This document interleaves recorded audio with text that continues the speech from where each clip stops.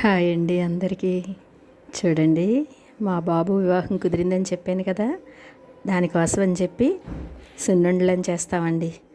అవి మాకు పానకాల కావడం జరుగుతుంది. అందులో స్వీట్లన్నీ కూడా తయారు చేసి పెట్టడం జరుగుతుంది. దానికోసం అని చెప్పి ఇలా మినుములు తెప్పించి సున్నుండలు చేద్దామని చెప్పి ఆ సున్నుండలను కూడా ఒక పళ్ళెంగా ఏర్పాటు చేస్తామండి. పళ్ళెంలో పెట్టి సున్నుండలు చేసి అది కూడా మీకు నెక్స్ట్ వీడియోలో నేను మా బాబు కోసం అని చెప్పి ఏమేమి స్వీట్లన్నీ తయారు చేయించానో మీకు అన్నీ కూడా నేను చూపిస్తాను వివరంగా. వంటవాళ్ళు వచ్చారని చెప్పి చక్కగా దొరికారండి వంటవాళ్ళు.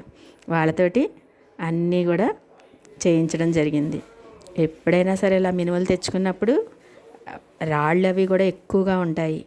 ఈ విధంగా మనం క్లీన్ చేసుకుంటే చక్కగా రాళ్ళన్నీ కూడా తేలిగ్గా తీసేసుకోవచ్చు.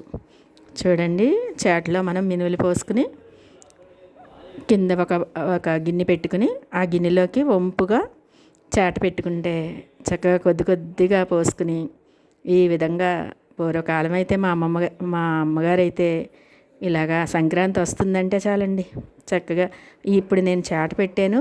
అప్పట్లో ఒక పీట పెట్టి ఆ పీట మీద కొంచెం కొంచెం మినుములు పోస్తూ గిన్నెలోకి పడేటట్టు చేసేవాళ్ళమండి. ఈ విధంగా రాళ్ళన్నీ తీసేసుకుంటే ఎంత ఈజీగా ఈ మినుములు రెడీ అయిపోతాయో.